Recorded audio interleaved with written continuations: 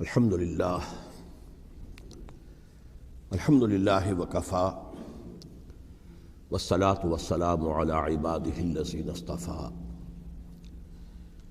خصوصاً علی افضلهم وخاتم النبیین محمد الامین وعلی آلہ وصحبہ اجمعین. اما بعد فقد قال اللہ تبارک وتعالی کما ورد فی سورۃ البقرہ: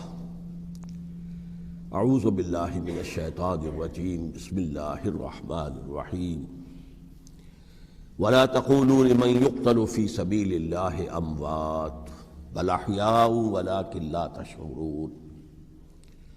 وقال عز وجل كما ورد في سورة آل عمران: ولا تحسبن الذين قتلوا في سبيل الله امواتا بل احياء عند ربهم يرزقون. وقال جل وعلا كما ورد في سورة القصص: تلك الدار الآخرة نجعلها للذين لا يريدون علوا في الأرض ولا فسادا والعاقبة للمتقين. صدق الله العظيم. رب اشرح لي صدري ويسر لي أمري واحلل عقدة من لساني يفقهوا قولي. اللهم ربنا الہمنا رشدنا واعذنا من شرور انفسنا. اللهم ارنا الحق حقا وارزقنا اتباعه وارنا الباطل باطلا وارزقنا اجتنابه. آمین یا رب العالمین. آپ کے علم میں ہے کہ آج ماہ محرم الحرام کی 15 تاریخ ہے. گویا کہ ابھی یوم عاشوراء کو گزرے ہوئے بمشکل 5 دن ہوئے ہیں. میں نے آج سے کوئی 11 دن قبل کراچی ہی میں فاران کلب کے زیر اہتمام ایک خاصے بڑے اجتماع سے خطاب کرتے ہوئے قرآن مجید کا فلسفہ شہادت بیان کیا تھا. اگرچہ میرا مین مضمون تھا قرآن مجید کا فلسفہ شہادت، تاہم اس کے ساتھ ہی میں نے، چونکہ یہ عام طور پر بھی شہادتوں کا زمانہ شمار ہوتا ہے، ذی الحج میں حضرت عثمان رضی اللہ تعالیٰ عنہ شہید کیے گئے، یکم محرم الحرام کو حضرت عمر رضی اللہ تعالیٰ عنہ کی وفات ہوئی ہے، اگرچہ وہ زخمی ہو گئے تھے 28 ذی الحج کو. پھر یہ سانحہ کربلا پیش آیا ہے 10 محرم کو. تو یہ دن ہوتا ہے ایسا کہ جس میں انہی موضوعات پر تقاریر ہوتی ہیں. تو میں نے فلسفہ شہادت کے ساتھ ساتھ ایک ضمیمے کے طور پر خلفائے ثلاثہ کی شہادت اور سانحہ کربلا کا تاریخی پس منظر بھی بیان کیا، لیکن وہ میرا اصل موضوع نہیں تھا. اصل وقت صرف ہوا تھا قرآن کا فلسفہ شہادت میں. اور دوسرے یہ کہ ان تاریخی پس منظر کے بیان میں بھی ظاہر بات ہے کہ سانحہ کربلا تک پہنچتے پہنچتے وقت بھی ختم ہو رہا تھا اور میری ہمت بھی اب جواب دے رہی تھی، اس لیے اس کا ذکر بہت ہی اجمال کے ساتھ ہوا تھا. اس کے اگلے ہی روز ٹیلی ویژن کے زیر اہتمام ایک مذاکرہ ہوا، اور وہ مذاکرہ جو ہے وہ پھر ٹیلی کاسٹ کیا گیا ہے عین یوم عاشوراء کو، 10 محرم الحرام کی شب. اس کے ضمن میں ایک تو وعدہ خلافی کی جو اس پروگرام کے کمپیئر ہے انیق احمد صاحب، انہوں نے، اور میں نے اسی وقت پروگرام کے خاتمے پر ان سے یہ شکایت کر دی تھی کہ انہوں نے مجھے جو عنوان بتایا تھا وہ تھا قرآن کا فلسفہ شہادت. تو ظاہر بات ہے کہ ذہناً میں اسی کے لیے تیار ہو کر گیا تھا، لیکن وہاں انہوں نے جب شروع کی محفل تو وہاں پر انہوں نے عنوان بیان کیا امام حسین علیہ السلام کی شہادت.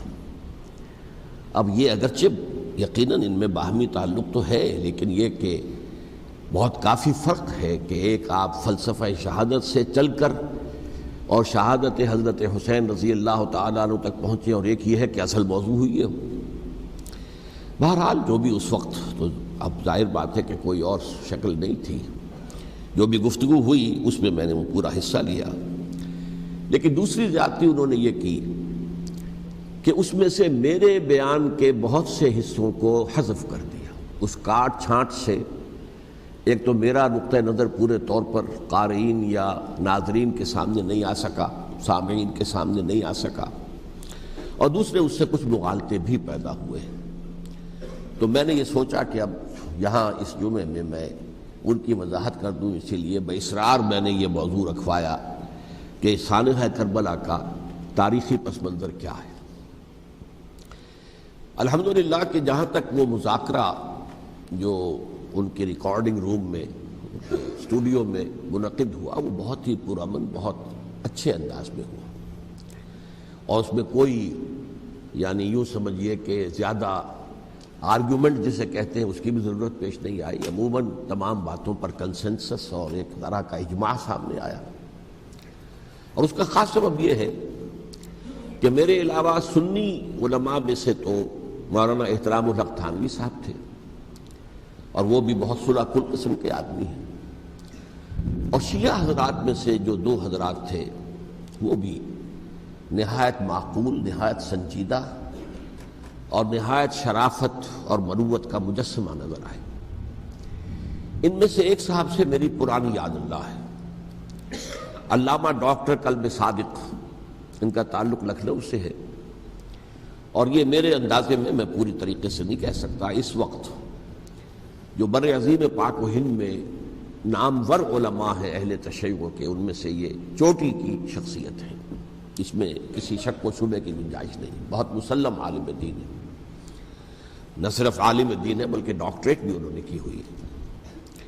دوسری بات یہ کہ یہ بھی لکھنؤ کے رہنے والے تھے، اور مولانا سید ابو الحسن علی ندوی رحمۃ اللہ علیہ وہ بھی لکھنؤ کے، رائے بریلی کے رہنے والے تھے جو 40-45 میل دور ہے، لیکن ان کا اصل مرکز تو آپ کو معلوم ہے دارالعلوم ندوۃ العلماء لکھنؤ، تو ان کے ساتھ ان کے بڑے ہی برادرانہ تعلقات رہے، ایک دوسرے سے بڑی محبت، اور مولانا علی میاں رحمۃ اللہ علیہ بھی ان کے اجتماعات میں جا کر شریک ہوتے رہے ہیں، اور انہوں نے ایک فقرہ بھی نقل کیا مولانا علی میاں رحمۃ اللہ علیہ کا کہ آج ہمیں کوفے اور دمشق کی طرف دیکھنے کی ضرورت نہیں ہے بلکہ کربلا کی طرف دیکھنے کی ضرورت ہے۔ تو بہرحال مولانا علی میاں رحمۃ اللہ علیہ کو جو خاص تعلق تھا حضرت علی رضی اللہ تعالیٰ عنہ کی ذات کے ساتھ، اس پر تو ان کی ایک عظیم تصنیف جو ہے حضرت علی کی سیرت مطہرہ پر وہ خود دلالت کرتی ہے۔ تو علامہ ڈاکٹر قلب صادق جو ہیں وہ ایک تو اہل تشیع کے چوٹی کے علماء میں سے ہیں، مولانا علی میاں کے ساتھ ان کے برادرانہ تعلقات، خود میرے ساتھ ان کا معاملہ یہ رہا۔ اس کی وجہ کیا ہے کہ یہ اتحاد بین المسلمین کے بہت بڑے داعی اور علم بردار ہیں۔ شیعہ سنی جو ہے منافرت اور مخاصمت کی بجائے چاہتے ہیں کہ مفاہمت ہو اور قرب ہو اور غلط فہمیوں کا ازالہ ہو، اسی وجہ سے ان کی خصوصی نظر عنایت مجھ پر رہی ہے۔ مجھے یہ تو پوری طرح یاد نہیں کہ کراچی میں بھی ان سے ملاقات ہوئی تھی یا نہیں، لیکن ایک مرتبہ لاہور تشریف لائے تھے اور وہاں مجھ سے ملاقات ہوئی، پھر ایک مرتبہ میں نیو یارک میں تھا اور اتفاقاً ان کا بھی وہیں پر قیام تھا یا تشریف آوری ہو گئی تھی، تو وہاں بھی بڑی مفصل ملاقات کے لیے وہ تشریف لائے تھے۔ پھر میرا جو ایک کتاب کہہ لیں درمیانی شے ہے، شیعہ سنی مفاہمت کی ضرورت اور اہمیت، اس کے یہ باقاعدہ مبلغ رہے ہیں، اس کے بہت سے نسخے انہوں نے منگوا کر اپنے طور پر یہاں محرم الحرام کی جو ان کی مجالس ہوتی ہیں، اس مرتبہ بھی اسی کے لیے تشریف لائے ہوئے تھے، تو اس کے اندر انہوں نے اس کا تعارف کرایا، اس کی تعریف کی، اور اس کے بہت سے نسخے جو ہے وہ فروخت کروائے۔ تو یہ میں نے اصل میں آپ کے سامنے ایک پس منظر رکھ دیا ہے اس شخصیت کا کہ جو اس میں میجر ریپرزنٹیٹیو تھے اہل تشیع کی طرف سے۔ انہوں نے ایک نقطہ جو بیان کیا، واقعہ یہ ہے کہ میرا ذہن بھی ادھر منتقل نہیں ہوا تھا اس سے پہلے، انہوں نے فرمایا کہ یہ اللہ کے راستے میں شہید ہو جانے والے کو جو اللہ کے راستے میں قتل ہو جائیں، سورہ بقرہ میں تو فرمایا انہیں مردہ مت کہو، وَلَا تَقُولُوا لِمَنْ يُقْتَلُ فِي سَبِيلِ اللَّهِ أَمْوَاتٌ بَلْ أَحْيَاءٌ وَلَٰكِن لَا تَشْعُرُونَ، وہ تو زندہ ہے لیکن تمہیں ان کا شعور نہیں۔ لیکن سورہ آل عمران کے اندر جو آیت آئی ہے وَلَا تَحْسَبَنَّ الَّذِينَ قُتِلُوا فِي سَبِيلِ اللَّهِ أَمْوَاتًا بَلْ أَحْيَاءٌ عِندَ رَبِّهِمْ يُرْزَقُونَ، ہرگز مت سمجھنا ان کو جو اللہ کی راہ میں قتل ہو جائیں کہ وہ مردہ ہیں، وہ زندہ ہیں، اپنے رب کے پاس سے رزق پا رہے ہیں۔ تو انہوں نے کہا کہ اللہ تعالیٰ کی راہ میں قتل ہو جانے والوں کو مقتول کہنا ہی نہیں، سمجھنا بھی غلط ہے۔ دل سے بھی بات جو ہے وہ یہ نہیں ہونی چاہیے کہ وہ مردہ ہے، بلکہ وہ زندہ ہے، اس شد و مد کے ساتھ وَلَا تَحْسَبَنَّ، ہرگز نہ سمجھنا ان کو جو اللہ کی راہ میں قتل ہو جائیں کہ وہ مردہ ہے، وہ تو زندہ ہے، اپنے رب کے پاس سے رزق پا رہے ہیں۔ اس در میرا ذہن نہیں گیا تھا، میں اس کو تسلیم کر رہا ہوں۔ دوسرے جو شیعہ عالم دین تھے، مجھے ان کا پورا نام مستحضر نہیں ہے، نقوی صاحب، وہ بھی ڈاکٹر بھی ہیں اور عالم دین ہیں، وہ بھی تھے، اور وہ بھی بہت ہی یوں سمجھیے کہ یعنی دلیل کو تسلیم کرنے والے اور بہت ہی معقول انداز میں گفتگو کرنے والے تھے۔ بہرحال جب وہ مذاکرہ شروع ہوا تو سب سے پہلے ڈاکٹر کلب صادق صاحب کو دعوت دی گئی کہ وہ اظہار خیال کریں۔ انہوں نے انہی 2 آیتوں کے حوالے سے جو ابھی میں نے بیان کی ہے، ایک نقطہ بھی بیان کیا، کچھ اور باتیں بھی بیان کی۔ اس کے بعد جب میری باری آئی تو میں نے کہا کہ مجھ سے کچھ اور سوال کیا گیا تھا، لیکن میں نے کہا کہ میں پہلے بات وہیں سے شروع کرنا چاہتا ہوں۔ سوال یہ کیا گیا تھا ڈاکٹر کلب صادق سے کہ قرآن کا فلسفہ شہادت کیا ہے۔ تو میں نے کہا جو سوال آپ نے ان سے کیا تھا، میں اس کے جواب سے اپنی بات شروع کرنا چاہتا ہوں کہ میرے نزدیک قرآن مجید میں اللہ کی راہ میں قتل ہونے کے لیے لفظ شہادت آیا ہی نہیں ہے۔ حدیث میں ضرور آیا ہے بصیغہ مجہول، فقد استشہدہ، اس کی شہادت قبول کر لی گئی یا اس کو شہید بنا لیا گیا، اور اس معنی میں صرف ایک جگہ پر امکان ہے پورے قرآن میں، سورہ آل عمران کی ایک آیت میں، وَيَتَّخِذَ مِنْكُمْ شُهَدَاءَ، کہ وہاں اس کے معنی لیے جا سکے مقتول فی سبیل اللہ کے، باقی کہیں بھی نہیں۔ یہ تو اصل میں کار رسالت کے لیے ایک اصطلاح ہے۔ ہر رسول شاہد بن کر آیا، شہید بن کر آیا، یہاں دنیا میں وہ اپنے عمل سے، اپنے قول سے انفرادی اجتماعی سطح پر حق کی گواہی دیتا رہا، اور قیامت کے دن کھڑے ہو کر پروزیکیوشن وٹنس کی حیثیت سے اپنی قوم کے خلاف گواہی دے گا کہ اللہ میں نے ان کے سامنے تیرا پیغام پہنچا دیا تھا، اب جو کچھ انہوں نے کیا اس کے ذمہ دار یہ ہے۔ دے کانٹ پلیڈ اگنورنس، وہ یہ نہیں کہہ سکتے کہ ہمیں معلوم نہیں تھا، ہمیں بتایا نہیں گیا تھا۔ بہرحال اس پر مجھے بڑی خوشی ہوئی جب علامہ نقوی صاحب نے اس نقطے کو بہت سراہا، اور انہوں نے تسلیم کیا کہ کچھ دنوں سے مجھے بھی یہ خیال ہو رہا تھا، یعنی یہ کہ یہ کوئی زیادہ پرانا خیال ان کا نہیں تھا۔ انہوں نے فرمایا کچھ دنوں سے مجھے بھی یہ خیال ہو رہا تھا کہ قرآن میں تو یہ لفظ شہید اور شہادت اس معنی میں ہے ہی نہیں۔ میرا گمان یہ ہے کہ چونکہ اس موضوع پر میں نے بہت تقریریں کی ہیں، سال ہر سال سے تقریریں کر رہا ہوں، قرآن کا فلسفہ شہادت کیا ہے، اور اس کے حوالے سے یہ کہ امت مسلمہ کا کیا فرض منصبی ہے، شہادت علی الناس کی کیا ذمہ داری ہے جو امت مسلمہ پر ہے۔ تو یہ تو میری دعوت قرآنی کے اہم مضامین میں سے ہے، تو ہو سکتا ہے کہ میری ہی کسی تقریر کی کوئی اڑتی ہوئی خبر ان کے کانوں تک پہنچی ہو، واللہ عالم، لیکن انہوں نے اس نقطے کو سراہا، اور مجھے اللہ کے فضل و کرم سے مجھے اس پر خوشی ہوئی کہ بجائے اس کے کہ وہ اس پر کوئی آرگیومنٹ کرتے، کوئی بحث و تبحیث کرتے، انہوں نے میری اس بات کو تسلیم کیا اور اس کی گویا کہ تائید کی۔ پھر میں نے عرض کیا کہ جہاں تک خلفائے ثلاثہ کی شہادت کا اور شہادت حسین یا سانحہ کربلا رضی اللہ تعالی عنہم اجمعین کا تعلق ہے، اصل میں اس کو نہیں سمجھ سکتے لوگ جب تک کہ ریولوشن اور کاؤنٹر ریولوشن کا فلسفہ سمجھ میں نہ آئے۔ جب کسی ملک میں، کسی خطہ ارضی میں کوئی انقلابی تحریک چل رہی ہوتی ہے، ظاہر بات ہے ابتدا میں تو انقلابی لوگ چند ہوتے ہیں، کمزور ہوتے ہیں، ضعیف ہوتے ہیں، ان سے کوئی خطرہ محسوس نہیں ہوتا، لیکن کشاکش کے دوران ایک وقت آ جاتا ہے کہ پھر جو مخالف انقلاب ہیں وہ یہ سمجھ بیٹھتے ہیں، سمجھ جاتے ہیں کہ اب ہماری پیش نہیں جا رہی، اب ہمارا بس نہیں چلے گا، لہذا سر جھکا دو۔ اسے پنجابی محاورے میں کہا جاتا ہے نیوی پاؤ، اس وقت تو وقت کو گزارو، اب اس کے بعد پھر کوئی موقع ملا تو دیکھیں گے کہ اس انقلاب کو ہم انڈو کر سکیں، کاؤنٹر ریولوشنری موومنٹس۔ یہ اصل میں فلسفہ سمجھ میں نہ آئے، اور ریولوشن کا فلسفہ سمجھ میں نہ آئے تو سیرت النبی سمجھ میں نہیں آ سکتی۔ منہج انقلاب نبوی میری کتاب ہے، اس کو پڑھیے تو سیرت کا وہ تجزیہ آپ کے سامنے آئے گا جو آپ کی آنکھیں کھول دے گا کہ سیرت کو ہم کیا سمجھتے رہے اور سیرت اصل میں ہے کیا۔ بہرحال یہ کاؤنٹر ریولوشنری موومنٹس تھیں کہ جب عرب میں حضور کو فیصلہ کن قوت حاصل ہو گئی تو جو بھی مخالفین تھے انہوں نے سر جھکا لیا، سرنڈر کیا، اسلام لے آئے، گویا کہ چھپ گئے اسلام کے لبادے میں۔ لیکن وہ تھے اسی طاق میں کہ پھر کبھی موقع ملے تو پھر ہم اس نظام کو دہو بالا کر دیں، تلپٹ کر دیں۔ یہ رد عمل سب سے پہلے خود عرب کے اندر پیدا ہوا، کیونکہ مشرکین عرب کو جب سورہ توبہ کی پہلی 6 آیات نازل ہوئی ہیں جن میں الٹیمیٹم دے دیا گیا کہ اب کسی مشرک قبیلے سے کوئی معاہدہ اللہ کا اور اس کے رسول کا نہیں ہوگا، تمہیں 4 مہینے کی مہلت دی جا رہی ہے، یا ایمان لے آؤ اور یا تمہیں قتل کر دیا جائے گا۔ یہ بہت سخت آیات ہے قرآن کی، سورہ توبہ کی ابتدائی 6 آیات۔ اور حضرت علی رضی اللہ تعالیٰ عنہ کا کہنا یہ ہے کہ اس آپ کو معلوم ہے کہ مصحف میں یہ واحد صورت ہے جس سے پہلے بسم اللہ الرحمن الرحیم نہیں لکھی بھی آپ کو نظر آتی، باقی 113 صورتوں کے شروع میں بسم اللہ الرحمن الرحیم ہے۔ تو کیا وجہ ہے یہاں کیوں نہیں ہے؟ حضرت علی کا فرمانا ہے کہ یہ صورت تو تلوار ہاتھ میں لے کر اتری ہے، اور بسم اللہ الرحمن الرحیم میں اللہ تعالیٰ کے 2 اسماء ہیں، الرحمن الرحیم، تو یہ گویا کہ اس سے متضاد صورتحال ہے کہ اب تمہارے لیے آخری موقع ہے، یا ایمان لے آؤ اور یا قتل کر دیے جاؤ۔ اس میں ایک تیسری گنجائش خود بخود نکلتی تھی، یا یہ ملک چھوڑ کر چلے جاؤ، اور ایسا بہت سے لوگوں نے کیا بھی، لیکن اکثر لوگوں نے گردن چکائی۔ لیکن رد عمل ظاہر ہوا، ایک تو مرتدین کھڑے ہو گئے جنہوں نے نئی نبوتوں کو مان لیا، ایک مانعین زکوٰۃ کھڑے ہو گئے کہ ہم زکوٰۃ تمہیں نہیں دیں گے۔ یہ رد عمل تھا مشرک عرب کا، مشرکین عرب کا۔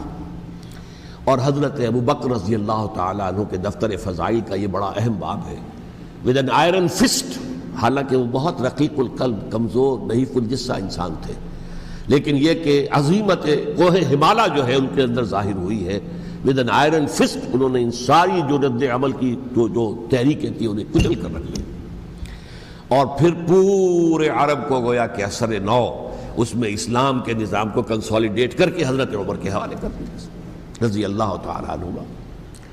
حضرت عمر کے زمانے میں جو جنگیں ہوئیں اس میں سلطنت روما جو ہے، جو اس وقت کی 2 سپر پاورز تھیں، سلطنت روما قیصر روم، ہیرقلیس ہرقل تھا اس وقت کا جو رومی جو قیصر روم تھا، حکمران تھا، شہنشاہ تھا، اور دوسری طرف ایرانی مملکت تھی، خسرو پرویز تھا۔ لیکن یہ کہ عیسائیت کے ساتھ اسلام کا اس طرح کا تصادم نہیں ہوا تھا حضور کے زمانے میں، بلکہ نجاشی رحمۃ اللہ علیہ نے تو مسلمانوں کو پناہ دی تھی۔ مقوقس پیٹریارک جو تھے اس کے الیگزینڈریا کے، انہوں نے حضور کے جو نامہ مبارک گیا تھا اس کا بہت اکرام کیا، تکریم کی، تحفے بھیجے حضور کی خدمت میں۔ ہرقل نے بھی کوشش کی تھی کسی طریقے سے، جیسے کوئی 250 برس پہلے یا 300 برس پہلے، 300 برس پہلے جیسے کانسٹنٹائن جو ایمپرر تھا روم کا، اس نے عیسائیت قبول کی تھی اور ساری سلطنت عیسائی ہو گئی تھی، لہذا اس کی سلطنت باقی رہی، اس کی حکومت باقی رہی۔ اسی طرح ہم سب مسلمان ہو جائیں، لیکن اس میں وہ ناکام ہو گیا۔ لیکن یہ کہ کوئی اس نے کنفرنٹیشن نہیں کی حضور سے۔ البتہ ایران کا معاملہ یہ تھا کہ اس کے پرخچے اڑ گئے، اس نے حضور کے نامہ مبارک کو چاک کیا تھا، حضور نے فرمایا جب اطلاع ملی کہ اس نے اپنی سلطنت کو چاک کر دیا ہے، اس کے ٹکڑے کر دیے۔ بہرحال وہاں رد عمل شدید تھا، اور ایرانی جان لیجئے کہ ان کے اندر بہت سٹرانگ نیشنلزم ہے، آج بھی ہے سٹرانگ نیشنلزم، لہذا ان کے ہاں رد عمل شدید تھا۔ ان کی تو سلطنت ختم ہو گئی، نسیہ منسیہ ہو گئی، وجود ہی نہیں رہا۔ لہذا وہاں سے جو کاؤنٹر ریولوشن شروع ہوا ہے وہ پھر ہرمزان جو ایک بہت بڑا جرنیل تھا، اس نے بڑی عیاری کے ساتھ اپنی جان بچائی تھی۔ یہ بڑا دلچسپ واقعہ ہے کہ وہ یعنی کنڈیمڈ تھا اسلامی حکومت کی طرف سے، خلافت کی طرف سے، کہ وہ جہاں بھی پایا جائے اس کو قتل کرنا ہے۔ حضرت عمر کی عدالت میں لا کے پیش کیا گیا، حضرت عمر نے کہا یہ واجب القتل ہے، قتل کر دو اس کو۔ اس نے کہا اچھا مجھے ذرا پانی پلا دیجیے۔ حضرت عمر نے فرمایا ٹھیک ہے بھائی، پانی لاؤ، پانی دے دو۔ پانی کا کٹورا کہ مجھے پہلے ضمانت دیجیے کہ جب تک میں یہ پانی نہ پی لوں مجھے قتل نہیں کیا جائے گا۔ ہاں ہمارا وعدہ ہے۔ اس نے وہ کٹورا پھینک دیا پانی کا، کرو مجھے قتل کیسے کرو گے، میں نے وہ پانی تو نہیں پیا۔ اس سے اپنے آپ کو بچایا اس نے۔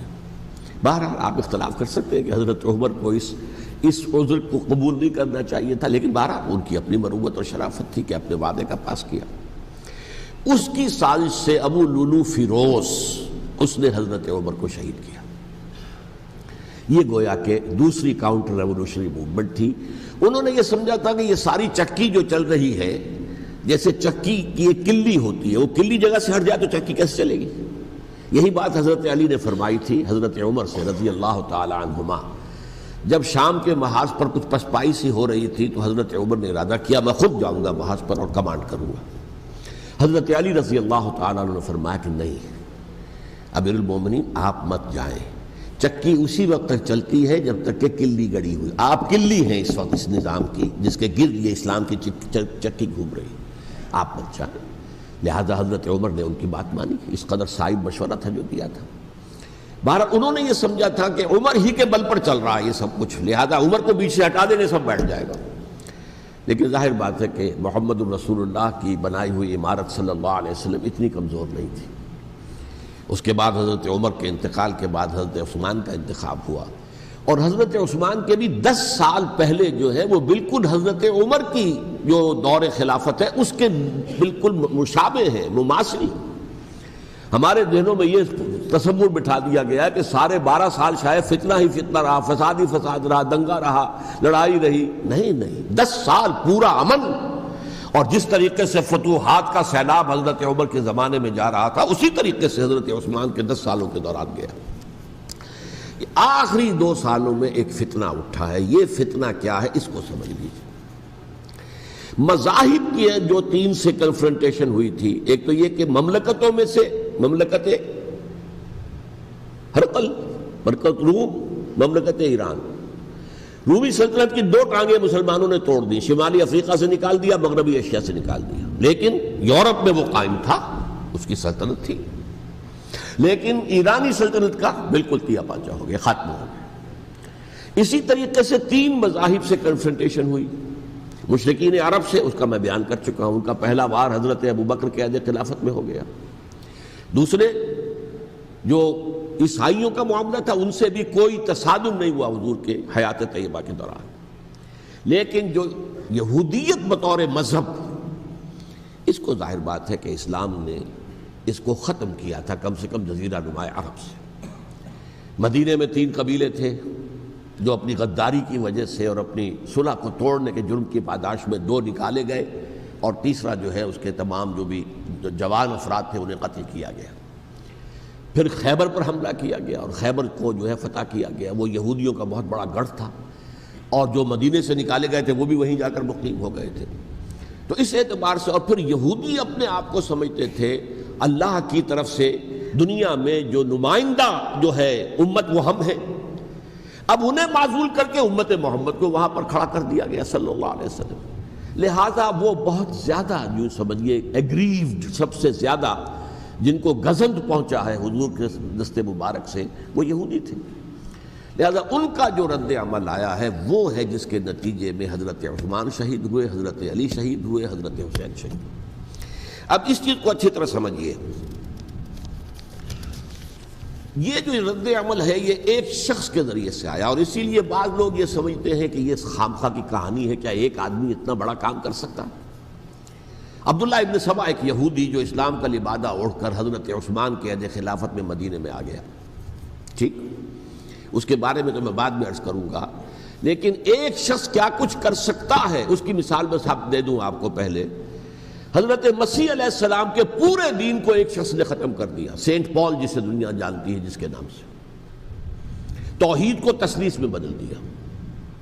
حضرت عیسیٰ علیہ السلام تو توحید کی تلقین کر کے گئے تھے، توحید ختم، تثلیث آ گئی، جس میں پہلے باپ ماں اور بیٹا تھے، اس کے بعد باپ بیٹا اور روح القدس ہو گئے، تثلیث۔ نمبر 2، شریعت موسوی کو ساقط کر دیا، لہذا اب پالزم جو ہے، کرسچینٹی نہیں رہی، وہ حضرت عیسیٰ کو کہہ کر گئے تھے کہ شریعت موسوی تم پر لاگو رہے گی، نافذ رہے گی، ساقط کر دیا۔ نمبر 3، اس نے عیسائیت کے دائرہ تبلیغ کو وسیع کر دیا، جنٹائلز یا گوئمز کے اندر بھی، غیر یہودیوں میں، حالانکہ حضرت مسیح کہہ کر گئے تھے کہ تمہیں صرف یہودیوں سے خطاب کرنا ہے، اور میں صرف اسرائیل کے گھرانے کی کھوئی ہوئی بھیڑوں کی تلاش میں آیا۔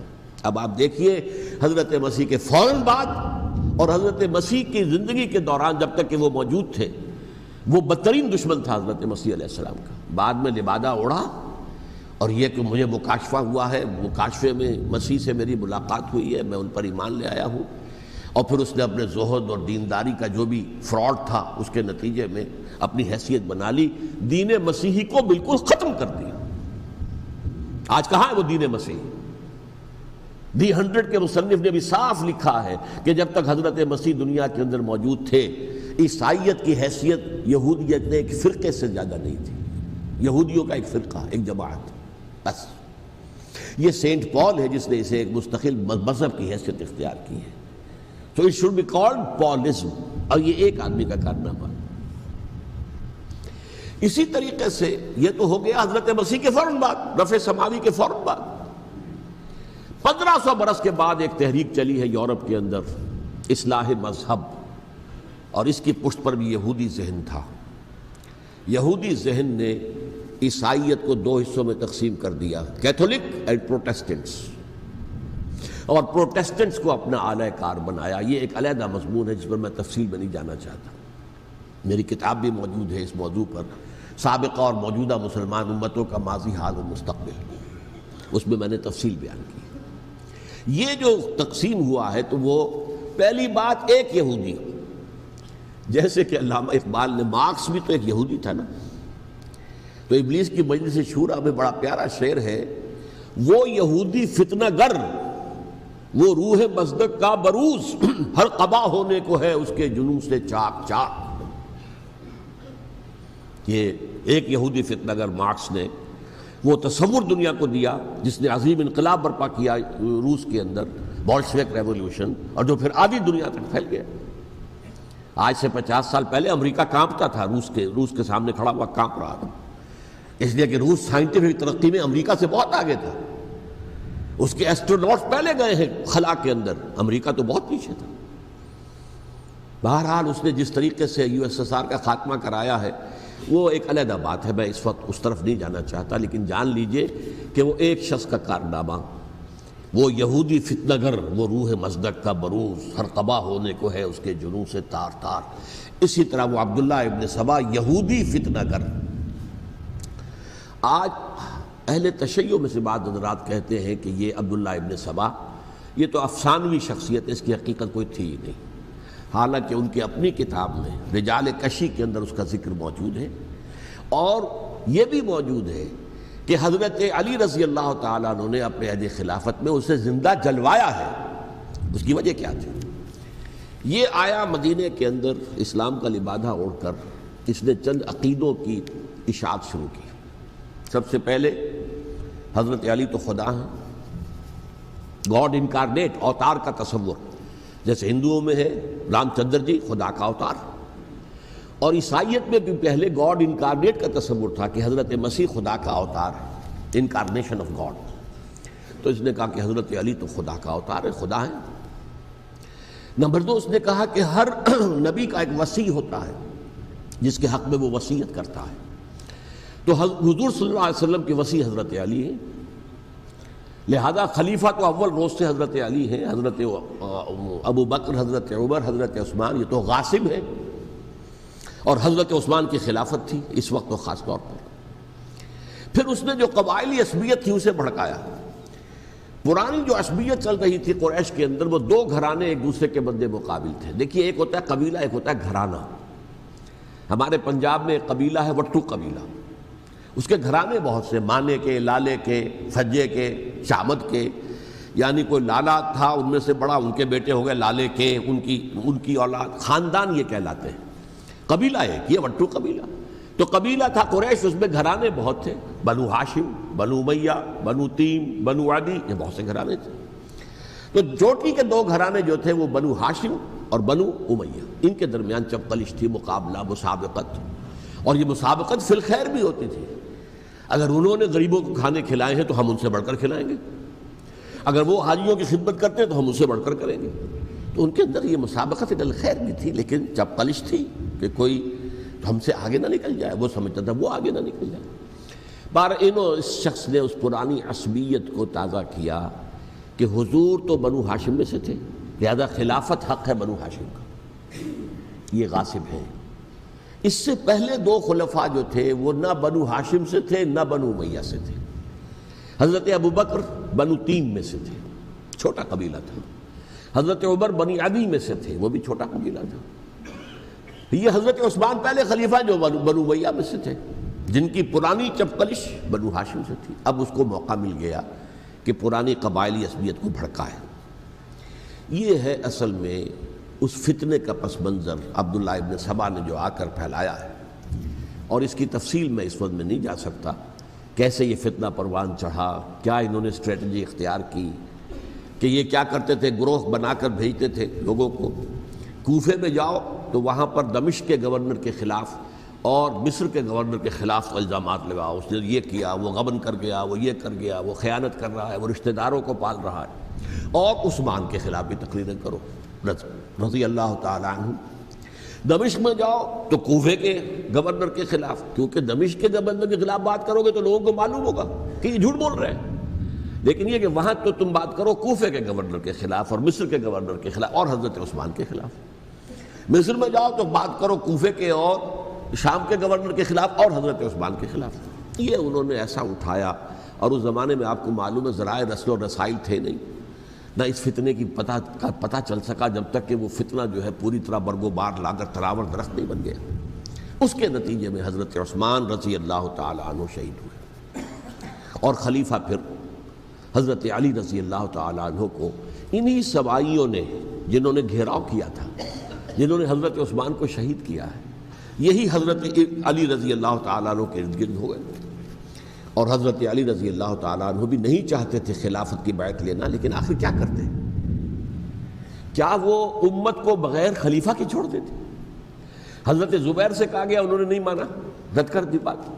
حضرت طلحہ سے کہا گیا، انہوں نے نہیں مانا۔ حضرت علی سے کہا گیا، اب عشرہ مبشرہ میں سے یہی تو تھے نا، لہذا انہوں نے تسلیم کر لیا، خلافت ہو گئی۔ لیکن اس کے بعد جو خانہ جنگی ہوئی ہے، اس خانہ جنگی کے نتیجے میں نوٹ کر لیجئے کہ 1,00,000 کے قریب مسلمان ایک دوسرے کی تلواروں اور نیزوں اور برچھیوں اور تیروں سے ختم ہو گئے، ہلاک ہو گئے۔ یہ ہماری تاریخ کا تاریک ترین باب ہے۔ 5 سال، 4.5 سال حضرت علی کی خلافت کے، اور 6 مہینے حضرت حسن کی خلافت کے رضی اللہ تعالی عنہ۔ اس سے کیا ہوا کہ ایک طرف تو اسلام کی جو توسیع ہو رہی تھی، تھمتا نہ تھا کسی سے سیل رواں ہمارا، وہ سیلاب رک گیا، انٹرنل سیبوٹاج ہو گئی نا، اب تو اندر ہی آپس ہی میں اگر دست و گریبان ہو گئے تو باہر اب کیا توسیع کرتے ہیں، وہ توسیع کا عمل رک گیا۔ اور یوں سمجھیے کہ جیسے ٹرک اگر کبھی چل رہا ہو، بھرا ہوا ہو، لوڈڈ، اور وہ چڑھائی چڑھ رہا ہو، تو اگر کہیں موشن ٹوٹ جائے، ٹرک کو رکنا پڑے، تو ڈرائیور کے جان پر بن جاتی، اس لیے کہ اس کو دوبارہ سٹارٹ کرنا، اور جبکہ وہ چڑھائی پر ہے، انکلائن پر ہے، آسان کام نہیں ہوتا، خطرہ ہوتا ہے وہ پیچھے جو ہے وہ نہ جائے۔ اور پہاڑی علاقوں میں آپ کو معلوم ہے ذرا پیچھے چلے جانے کا مطلب جو ہے بہت خطرناک جو ہے نتیجہ نکل سکتا ہے۔ بہرحال حضرت علی رضی اللہ تعالیٰ عنہ نے اپنے خلافت میں ایک کام یہ کیا، اب اس کی کیا مصلحتیں تھیں یہ تو انہی کے علم میں ہوگا، ہم قیاس کر سکتے ہیں، اور میں اس تک میں نہیں جانا چاہتا۔ ابھی تک خلافت کا مرکز تھا مدینہ منورہ، حضرت ابوبکر، حضرت عمر، حضرت عثمان، وہیں جہاں حضور صلی اللہ علیہ وسلم رہے تھے اور جہاں پر کہ حضور مدفون تھے۔ لیکن حضرت علی نے اپنا مرکز جو ہے وہ کوفہ بنا دیا۔ اچھا، اس کی ایک ظاہری وجہ یہ سمجھ میں آتی ہے کہ اسلام کا جو پھیلاؤ ہو گیا تھا، وہ سلطنت اتنی وسیع ہو گئی تھی کہ مدینہ منورہ بہت جنوب میں اور بڑے صحرا کو عبور کر کے جانا ہوتا تھا۔ کوفہ جبکہ ایسی مقام پر تھا کہ جہاں سے مشرقی راستہ جا رہا ہے ایران کو، عراق کے اندر تو ہے وہ شہر کوفہ، اور پھر ایران اور خراسان اور ہندوستان کو راستہ جا رہا ہے، وہیں سے شمال کی طرف جا رہا ہے، شام کی طرف اور ترکی کی طرف، اور وہاں سے پھر یہ کہ مغربی افریقہ کو بھی کنٹرول کرنا، جو شمالی افریقہ کو وہ بھی آسان تھا۔ بہرحال حضرت علی نے کوفہ کو اپنا مرکز بنایا، اور نتیجہ یہ ہوا کہ سبائیوں کا بھی مرکز وہی بن گیا، چونکہ انہوں نے اپنے آپ کو گردا گرد رکھا حضرت علی کے رضی اللہ تعالیٰ عنہ۔ اب ظاہر بات ہے کسی پرٹیکولر پرسن کے خلاف تو کوئی مقدمہ موجود تھا نہیں، بلکہ جب جنگ جمل ہو رہی تھی، ابھی جنگ نہیں ہوئی تھی، حضرت عائشہ، حضرت طلحہ، حضرت زبیر وہ لے کر آئے تھے لشکر اس مطالبے کے لیے کہ حضرت عثمان کے قاتلوں کو سزا دی جائے، قصاص لیا جائے۔ حضرت علی رضی اللہ تعالیٰ عنہ سے گفت و شنید ہو رہی تھی، حضرت علی جو ہے اس پر آمادہ ہو گئے کہ ٹھیک ہے، میں جو بھی قاتلین عثمان ہیں ان کو گرفتار کر کے سزا دوں گا۔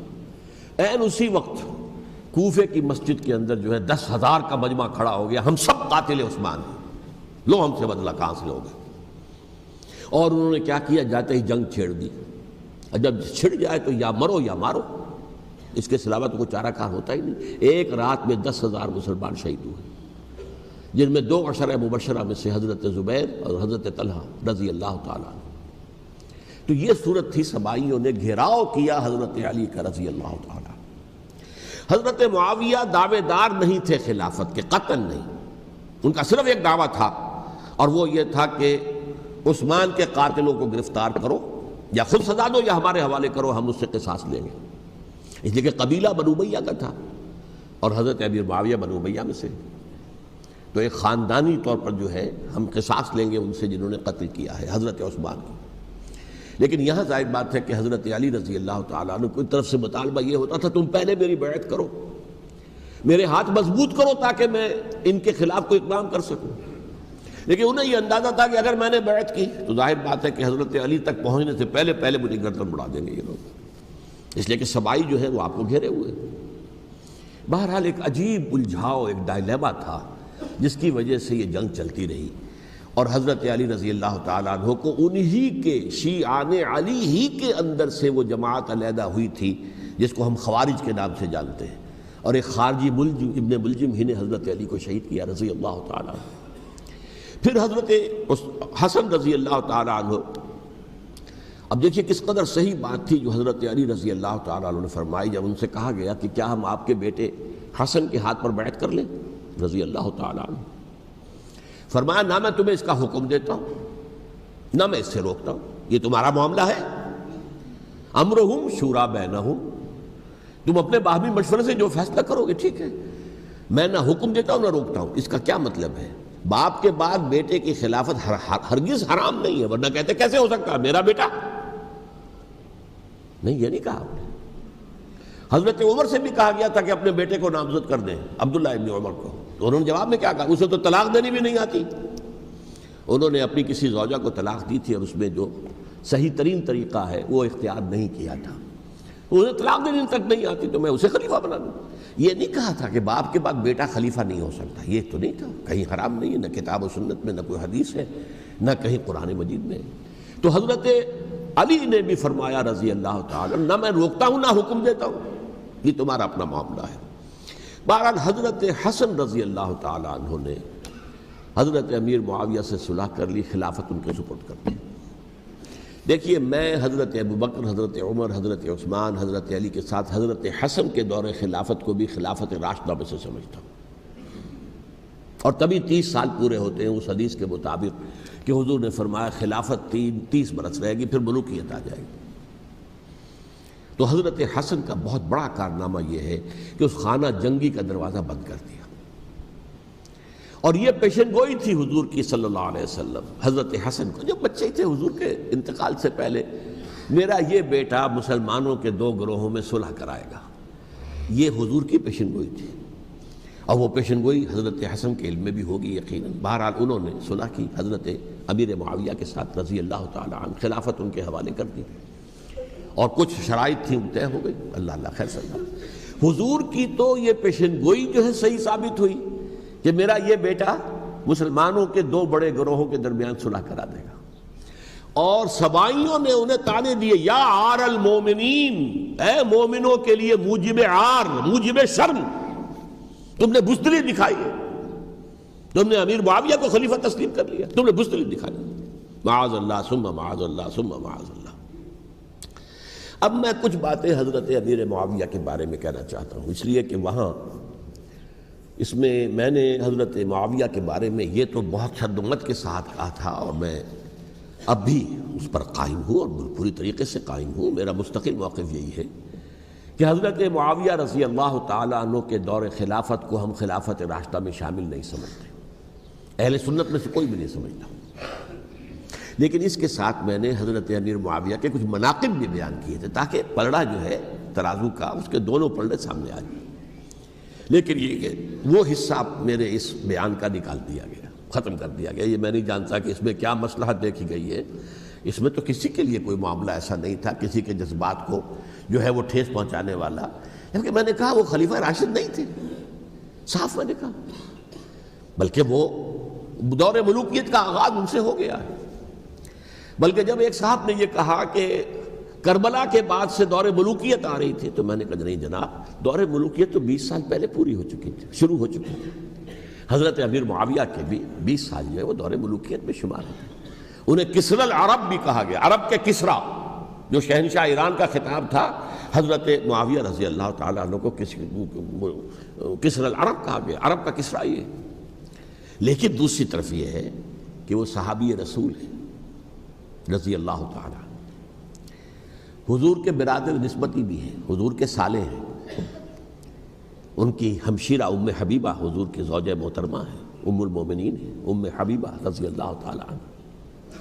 پھر کس قدر معتمد علیہ تھے حضور کے کہ کاتبان وحی میں شامل تھے، وحی کی کتابت کرنے والے چند لوگ تھے جنہیں کہ حضور کہتے تھے کہ اب یہ آیت لکھ لو، ان میں سے ایک امیر معاویہ بھی رضی اللہ تعالیٰ۔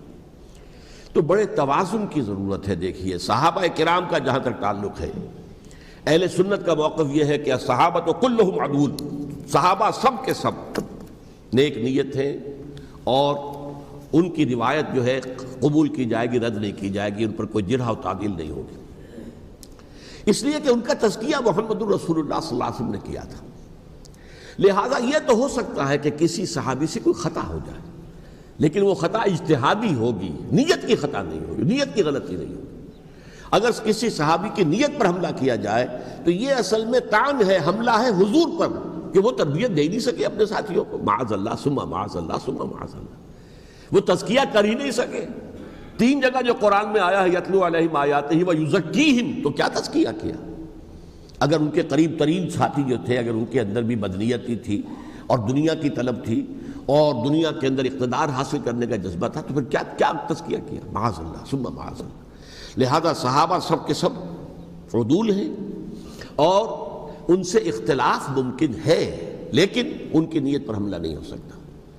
تو حضرت امیر معاویہ کی شخصیت ایک چیز ہے، آپ کا دور خلافت دوسری چیز ہے۔ شخصیت کے اعتبار سے صحابی رسول ہیں، برادر نسبتی ہیں حضور کے صلی اللہ علیہ وسلم، اور پھر یہ کہ اس قدر معتمد علیہ ہے صحابہ میں سے کہ وہ کاتبان وحی، یہ عام آدمی کے کرنے کا کام نہیں تھا جو وحی کی کتابت کرے، اللہ کے کلام کی۔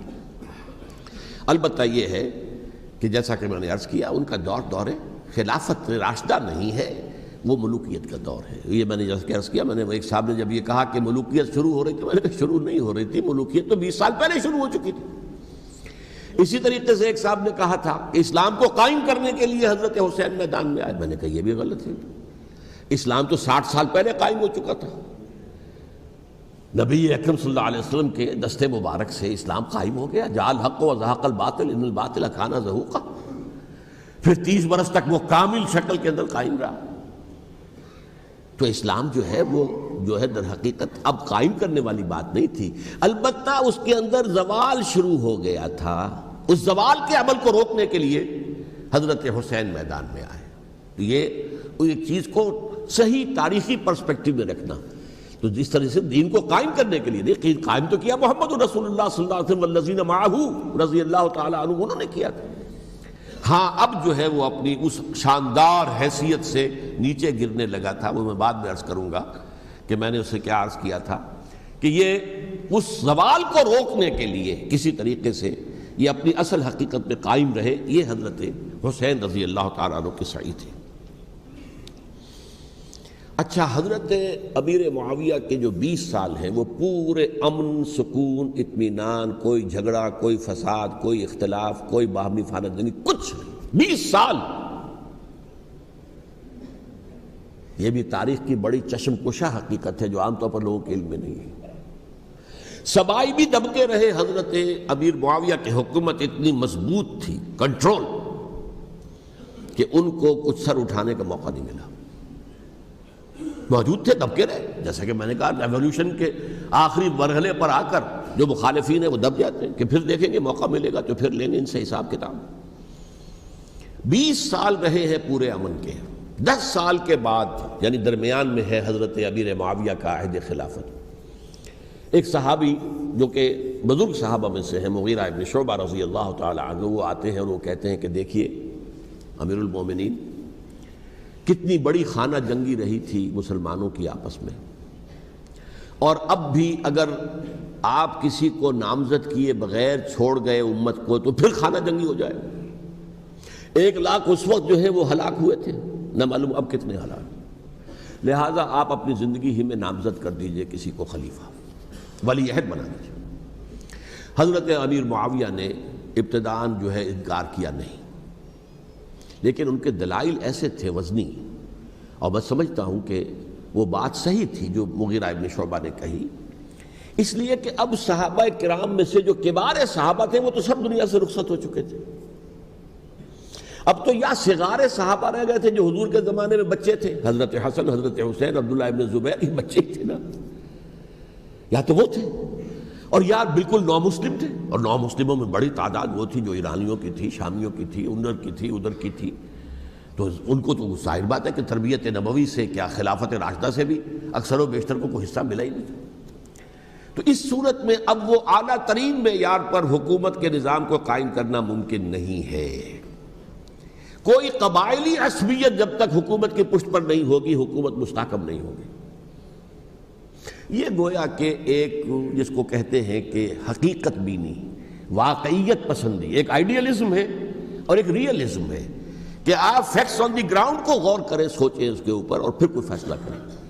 اس اعتبار سے پھر حضرت امیر معاویہ نے بات مان لی اور بیعت لے لی لوگوں سے حضرت یزید کے لیے کہ یہ خلیفہ ہوں گے میرے بعد. اس کو ولی عہدی کہتے ہیں. اچھا، اس وقت 5 افراد ایسے تھے کہ جنہوں نے اس سے اختلاف کیا. یہ بات بہت اہم ہے. میرا کتابچہ ہے سانحہ کربلا، اس کے کچھ نسخے آج یہاں ہوں گے، آپ لوگ پڑھیے اسے غور سے اور پھیلائیے تاکہ حقیقت سامنے آئے. 5 افراد کون تھے جو ہونے چاہیے؟ ابو بکر فوت ہو گئے، ان کے بیٹے عبد الرحمن ابن ابی بکر. عمر فوت ہو گئے، ان کے بیٹے عبداللہ ابن عمر. عباس فوت ہو گئے، ان کے بیٹے عبداللہ ابن عباس. زبیر فوت ہو گئے، ان کے بیٹے عبداللہ ابن زبیر.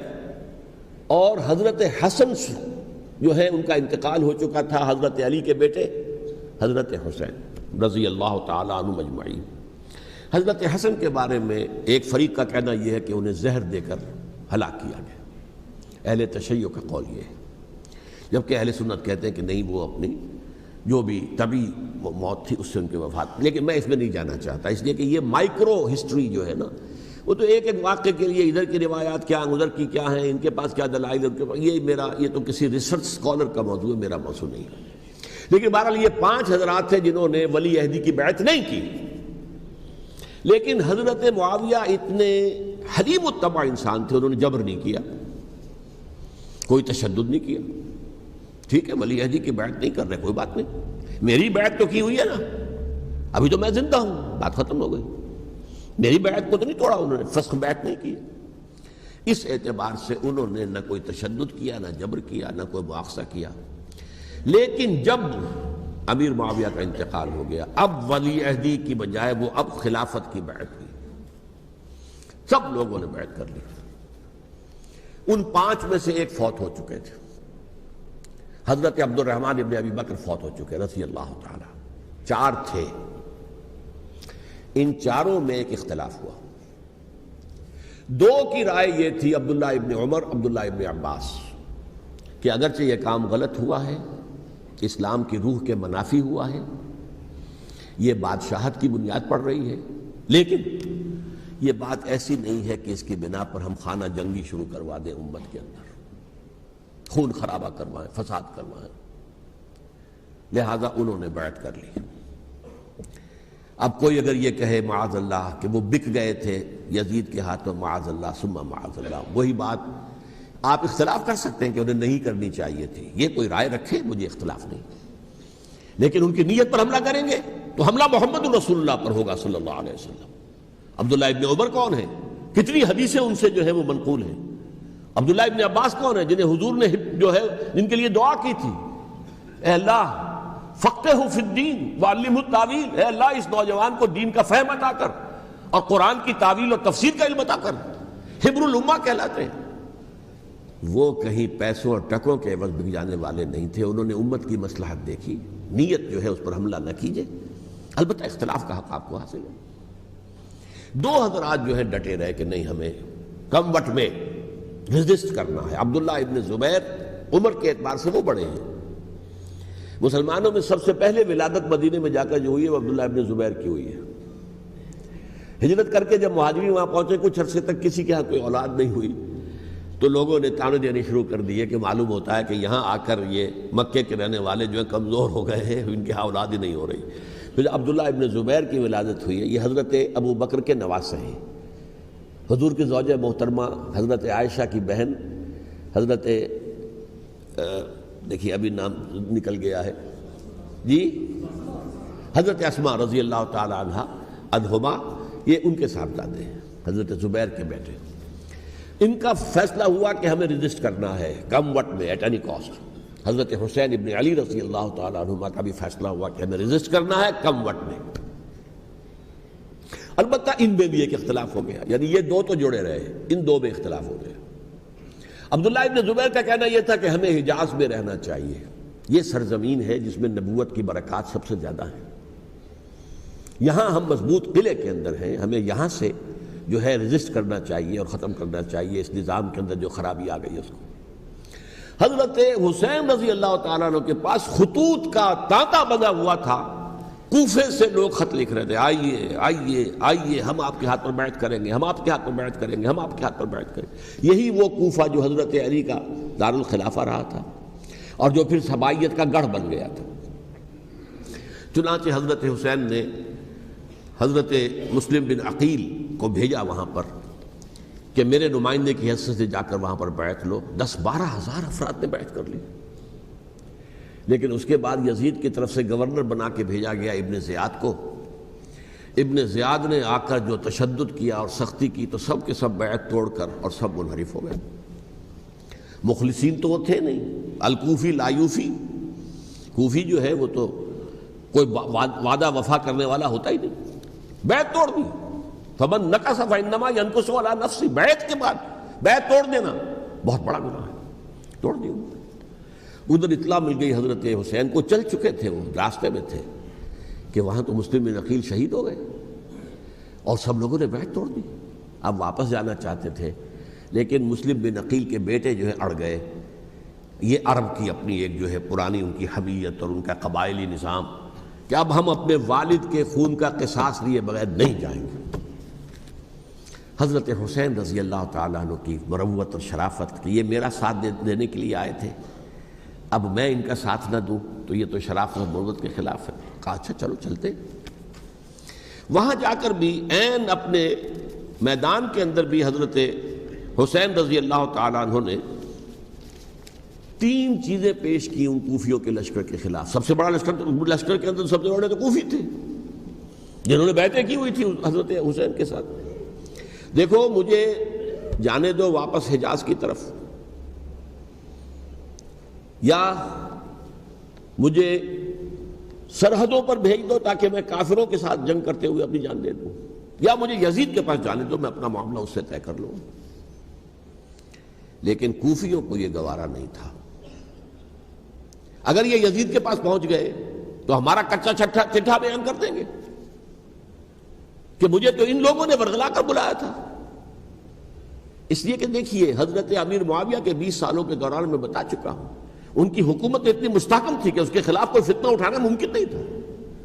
اب چونکہ ایک چینج اوور ہوا تھا، اور چینج اوور میں آپ کو معلوم ہوتا ہے کہ ایک جس کو کہتے ہیں every thing is in the melting پاٹ، ابھی تو یہ درمیان کے اندر معاملہ ہے، تو انہیں موقع ملا، سر اٹھایا حضرت حسین رضی اللہ تعالیٰ عنہ کو، جو خطوط لکھے جس کے کہ تھیلے کے تھیلے اور بوریوں کی بوریاں بھری ہوئی حضرت حسین کے ساتھ تھی، وہ کہا کہ آئیے ہم آپ سے بیعت کریں گے۔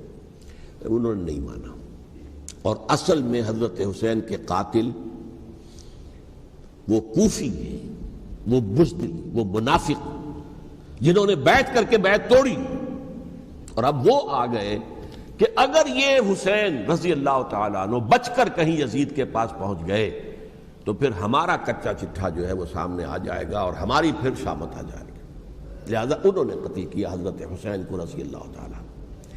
ایک بات جو علامہ ڈاکٹر قلب صادق نے فرمائی، اور میرے علم میں یہ بات پہلے نہیں تھی، وہ یہ کہ حضرت حسین کے قتل کا فتویٰ ایک بہت بڑے مفتی نے دیا تھا۔ یہ بات بھی ذرا سمجھ لیجئے۔ حضرت حسین رضی اللہ تعالیٰ عنہ کے قتل کا فتویٰ ایک بہت بڑے مفتی نے دیا تھا. کیوں دیا تھا؟ اس لیے کہ حضور کی احادیث موجود ہیں کہ جب ایک شخص کی ایک خلیفہ کی بیعت ہو جائے تو دوسرا اگر کھڑا ہو تو اسے قتل کر دو. کھلی حدیث. اسی لیے ایک بہت بڑے مفسر بھی ہیں، فقیہ بھی ہیں، قاضی ابن العربی رحمۃ اللہ علیہ. ایک ابن عربی ہیں الف لام کے بغیر، ابن عربی، وہ بہت بڑے صوفی ہیں، فلسفی ہیں، اندلس کے ہیں.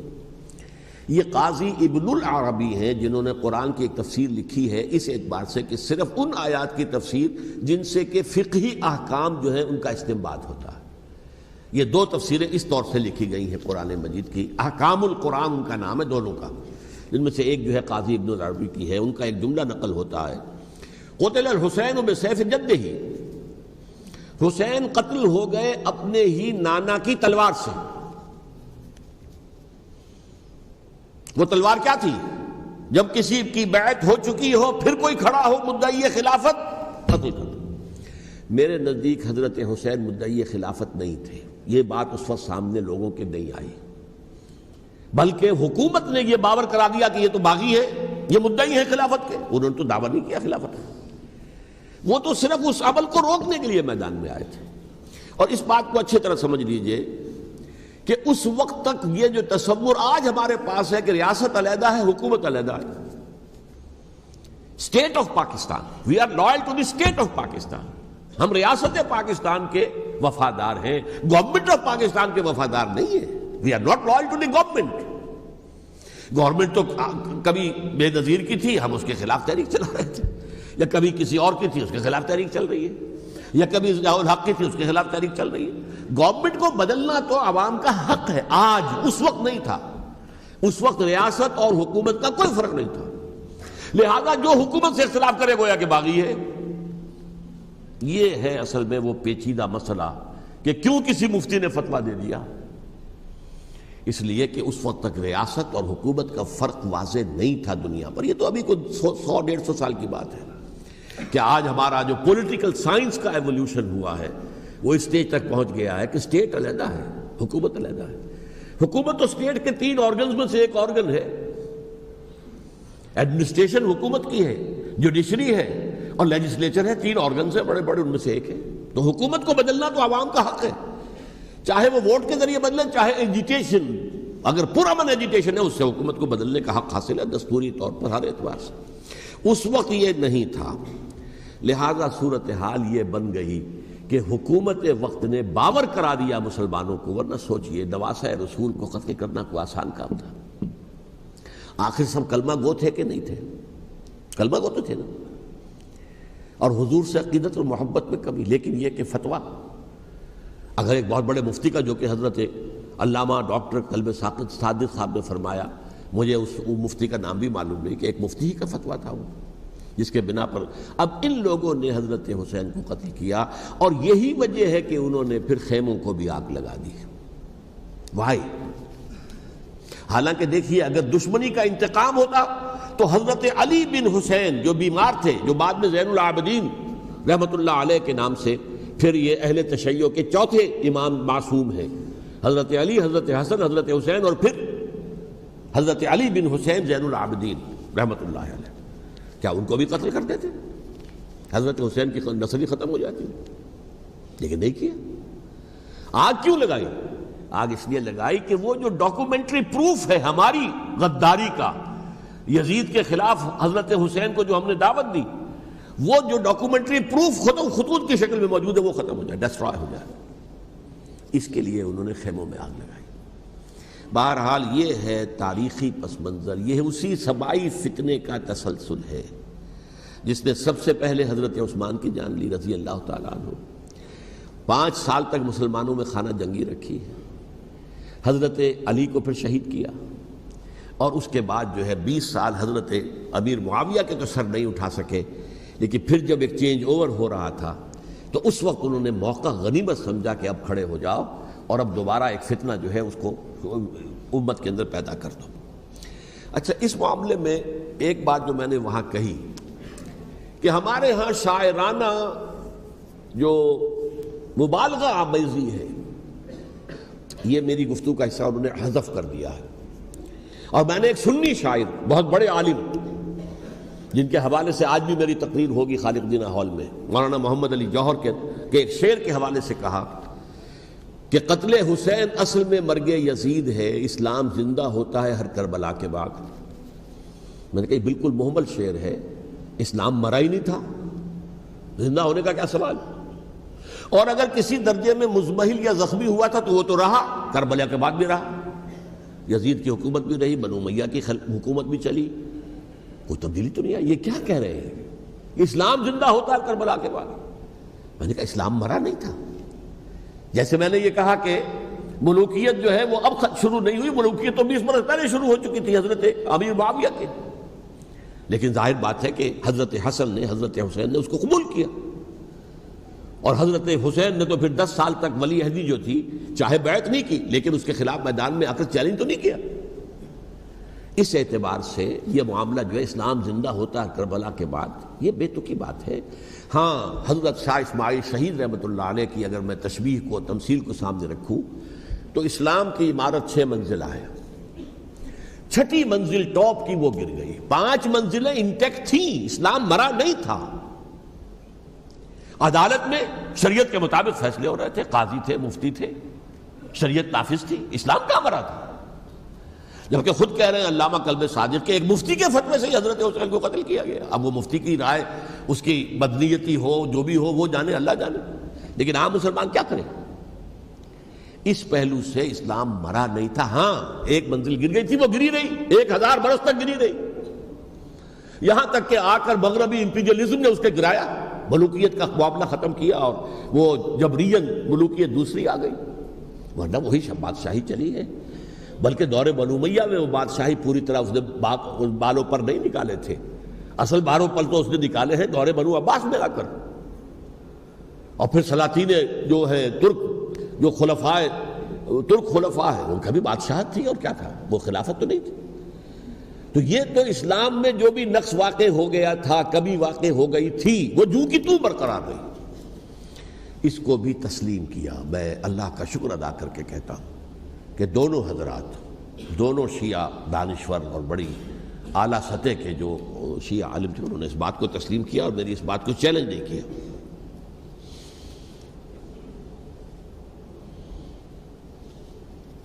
اصل میں تیسری بات میں نے یہ کہی کہ دیکھیے حضرت حسین رضی اللہ تعالی عنہ کی اس شہادت کے بعد،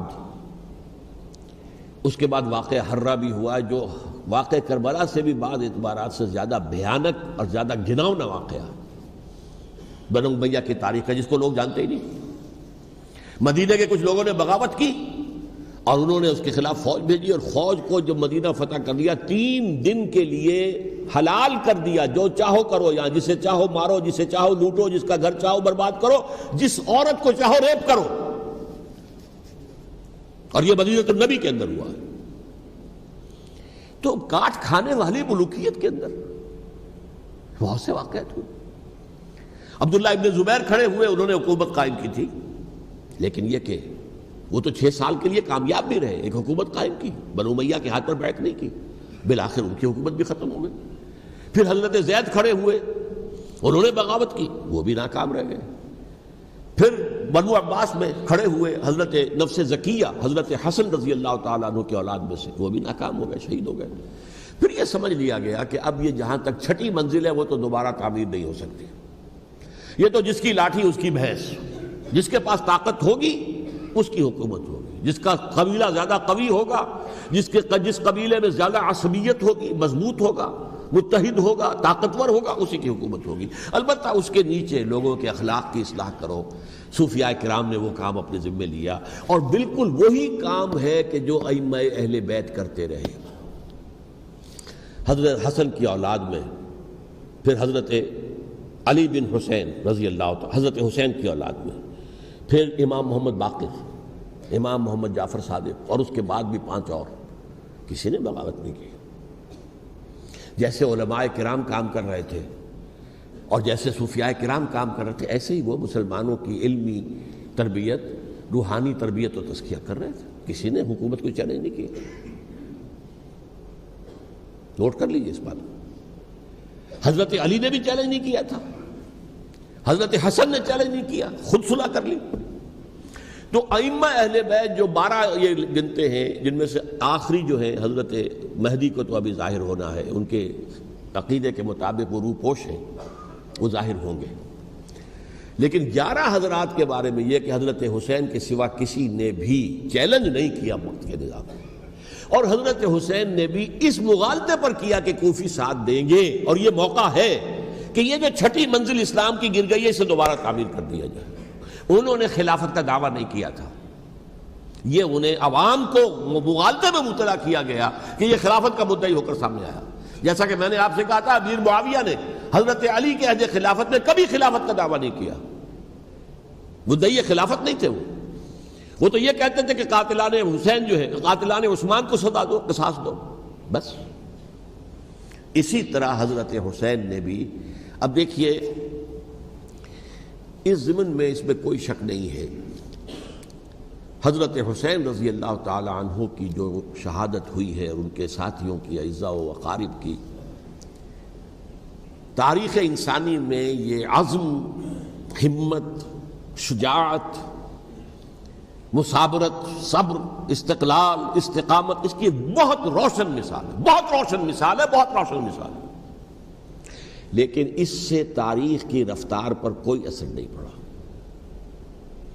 وہ جو ملوکیت آ گئی تھی وہ اور گہری سے گہری ہوتی چلی گئی. واقعہ کربلا کے بعد تو واقعہ ہررا ہوا میں نے گنوا دیا, اس سے زیادہ تو میرے خیال میں کہ اور ہمارے لیے لائق شرم جو ہے کوئی واقعہ ہے ہی نہیں اس پہلو سے. لیکن حضرت حسین کا ایک, اب ان کو یہ کہ میں مطلب یہ کہ اگر میں ان کے ہاتھ پر بیعت کر لیتا ہوں, جو کہ اس وقت سامنے موجود تھے, کہ یزید کی بیعت تمہارے ہاتھ پر کرتا ہوں, تو گویا کہ اپنے آپ کو سرنڈر کر دیتے. وہی خطرہ جو امیر معاویہ کو تھا کہ مجھے وہ تو پہنچنے بھی نہیں دیں گے علی تک رضی اللہ تعالیٰ عنہ, اور مجھے پہلے ہی شہید کر دیں گے. یہی خطرہ حسین کو تھا رضی اللہ تعالیٰ عنہ کہ مجھے یزید تک پہنچنے نہیں دیں گے, پہلے ہی قتل کر دیں گے. اور ویسے بھی یہ ایک شرافت, مروت اور حمیت اور غیرت اور عزت نفس کا تقاضا بھی تھا کہ بھائی معاملہ ہے یزید کا, میرا مجھے وہاں جانے دو, اللہ اللہ خیر سنا, یو کین اسکورٹ می, میرے دائیں بائیں چلو تاکہ میں کہیں اور بھاگ نہ جاؤں تمہارے خیال میں, مجھے وہاں پہنچا دو, میں وہاں پہ جا کے اسے معاملہ کر لوں. لیکن انہوں نے قتل کیا. اصل قاتلان کوفی, وہی سبائی. البتہ یہ ہے کہ اس واقعے کی جو یادگار ہے اس میں کوئی شک نہیں ہے کہ اس نے مسلمانوں میں سے ایک گروہ کے دل میں قربانی اور شہادت کا جذبہ بہت پیدا کیا, اس میں کوئی شک نہیں. اور جس طریقے سے کہ عاشورہ محرم میں یاد منائی جاتی ہے, جس طریقے سے اس نے اہل تشیع کے اندر قربانی کا جذبہ بے انتہا پیدا کر دیا. اگرچہ وہ جذبہ بروئے کار نہیں آتا, اس لیے کہ ان کے ہاں یہ عقیدہ ہے, یہ طے ہے کہ جب تک حضرت مہدی ظاہر نہیں ہوں گے ہم کسی کے خلاف بغاوت نہیں کریں گے. یہ پوری تاریخ میں ان کا معاملہ رہا, تمام جو ہے ائمہ اہل بیت کا معاملہ رہا. جب تک مہدی نہیں آتے, keep sitting and keep waiting, wait and see, that's all. یہ تو خمینی صاحب نے کیا ہے, آیت اللہ خمینی صاحب نے, کہ انہوں نے یہ ایران کے شیعوں کو باور کرایا کہ بھائی جب آئیں گے حضرت مہدی آ جائیں گے, لیکن ہم اب ہاتھ پر ہاتھ رکھ کر بیٹھے رہیں, باطل کو چیلنج بھی نہ کریں. ہمیں کچھ تو کرنا چاہیے, وہ ہاتھ پاؤں ہلانے چاہیے, اور کچھ نہیں تو مہدی کا راستہ جو ہے صاف کرنا چاہیے, تمہید کرنی چاہیے, ان کے راستہ ہموار کیا جائے. تو یہ ان کی بڑی عظمت ہے آیت اللہ خمینی صاحب کی کہ اہل تشیع ایران کے جو ہے ان سے انہوں نے یہ بات منوا لی کہ ہم بالکل انرٹ نہیں بیٹھے رہیں گے, بلکہ اب انہیں نائب امام قرار دے کر, اور ولایت فقیہ کے فلسفے کے حوالے سے, یہ دو چیزیں ان کی جو ہیں بنیادی فلسفے کی ہیں, وہ اس وقت میرا موضوع نہیں ہے. انہوں نے عوام کو ایسا کھڑا کیا ہے کہ 20,000 سے لے کر 30,000 کے درمیان انسانوں نے جانیں دے دی. عورتوں کے جلوس نکلے, شیرخوار بچہ گود میں ہے عورت کے, اور گولی کھا رہی ہے اور مر رہی ہے, گر رہی ہے. آپ سوچئے زندگی کتنی عزیز ہوتی ہے, اور شیرخوار بچے کے لیے ماں کی جو زندگی ہے, اس ماں کو اپنی زندگی کتنی عزیز تر ہوگی کہ اپنے لیے نہیں تو اس بچے کے لیے مجھے جینا ہے. لیکن نہیں, گولیاں کھائیں اور گری. یہ جذبہ انہی میں ہے. واقعہ یہ ہے کہ اہل سنت کے اندر یہ جذبہ نہ ہونے کے برابر ہے. یہ میں واشگاف الفاظ میں کہہ رہا ہوں. پورے عالم اسلام میں صرف شیعہ ایران ایسا نکلا ہے کہ جس نے بادشاہت کا خاتمہ کیا. باقی سعودی عرب میں بادشاہت بیٹھی ہوئی ہے، ڈٹ کر بیٹھی ہوئی. اربوں ڈالر کا ایک ایک محل بنتا ہے ان بادشاہوں کا، اور سنی سن ہے، سن، کوئی حرکت نہیں. وہ تو اب جو حرکت ہو رہی ہے وہ اینٹی امریکن حرکت ہے جو ہو رہی ہے. وہ در حقیقت وہ مسئلہ بالکل دوسرا ہے جو اس وقت ہو رہا ہے، لیکن یہ کہ عالم اسلام میں کوئی تحریک ایسے نہیں اٹھی. یہ اہل تشیع میں ہے جو بالکل استثنائی بات ہے کہ انہوں نے جو ہے ایک ایسا بادشاہ جس کو کہا جاتا تھا کہ اس کا جو اسلحہ خانہ ہے وہ ایشیا میں سب سے بڑا اسلحہ خانہ ہے، جو 2500 سالہ پرانی جو ایک عظمت تھی ایران کی اس کو دوبارہ تازہ اور زندہ کرنا چاہتا تھا. 2500 سالہ برسی اس نے منائی تھی، اس کے لیے ایک شہر آباد کیا تھا کہ خسرو یا سائرس یا ذوالقرنین قرآن مجید کی اصطلاح میں اس کی یادگار بنائی تھی. اور وہ سوچ رہا تھا کہ وہی عظمت دوبارہ ایران کی ہوگی جو کہ خسرو کے زمانے میں تھی، جس کا قرآن مجید میں سورہ کہف کے اندر ذکر ہے. مشرقی فتوحات، مغربی فتوحات، شمالی فتوحات. تو وہ بادشاہ ہے اس کو بھاگنا پڑا ہوا قربانی کی وجہ سے. تو یہ جو ہے واقعہ کربلا نے، اس میں کوئی شک نہیں ہے کہ ایک ایسی مشعل روشن کی ہے جس کو کہ ہر شخص کو دیکھنا چاہیے. یہ بھی انسان، جیسے کہ اقبال نے ایک شعر کہا تھا غالب کے لیے، فکر انسان پر تیری ہستی سے یہ روشن ہوا ہے پرے مرغ تخیل کی رسائی تاک ہو جا. تو فکر انسان پر حضرت حسین کی قربانی سے یہ واضح ہوا ہے کہ انسان کس حد تک جا سکتا ہے قربانی دینے کے لیے اپنے کسی مقصد کے لیے. مقصد ان کا جو تھا، میں نے اسی لیے آیت پڑھی تھی، معاذ اللہ ثم معاذ اللہ. میں ایک آخری بات جو کہہ رہا ہوں وہ نوٹ کر لیجئے. ایک خاص انتہائی نقطۂ نظر کے عام کیے جانے کی وجہ سے سنیوں میں بھی ایک انتہائی رد عمل پیدا ہوا ہے. Extreme rightist سنیز. اگر ایک طرف سے حملہ کیا گیا ہے حضرت عثمان کی نیت پر، ان کو خیانت کا الزام لگایا گیا، ان پر اقربا پروری کا الزام لگایا گیا، حضرت ابو موسیٰ شریف پر خیانت اور غداری کا الزام لگایا گیا، یہ ساری چیزیں اگر صحابہ کرام کے اوپر ہوئی ہیں، امیر معاویہ پر، امیر اور عمرو بن العاص پر، تو جواب میں کچھ لوگ کھڑے ہو گئے. حضرت علی وہ اقتدار کے طالب تھے، معاذ اللہ ثم معاذ اللہ ثم معاذ اللہ. یہ اہل سنت کا موقف نہیں ہے. حضرت حسین اقتدار کے طالب تھے، ہرگز نہیں، ہرگز نہیں، ہرگز نہیں. وہی اصول جو میں نے بتایا تھا سب کے لیے لاگو رہے گا. وہ امیر معاویہ کے لیے ہے تو حضرت علی کے لیے بھی ہے، حضرت حسین کے لیے بھی ہے. یہ نیک نیت ہے. آپ ان کی کسی رائے سے اختلاف کر سکتے ہیں لیکن ان کی نیت پر حملہ نہیں کریں گے. نیت پر حملہ کریں گے آپ کا ایمان بالرسالت جو ہے وہ مجروح ہو جاتا. یہ رسول کے ساتھ بھی ہے. رسول نے ان کا تزکیہ کیا، یتلو علیہم آیاتہ ویزکیہم، اس کا سارا عمل محمد کا کیا ہوا ہے صلی اللہ علیہ وسلم. تو صحابی کے معاملے میں یہ ہمارے ہاں ان کو اہل سنت جو ہیں جو معتدل مزاج کے، اور اکثریت ان کی، یہ تو چند لوگ ہیں ذرا قلم چلا لیتے ہیں تو ان کی بہت سی کچھ چھوٹی چھوٹی کتابیں بھی شائع ہو گئی ہیں بہت، لیکن انہیں اہل سنت نے قرار دیا ناسبی یا خارجی.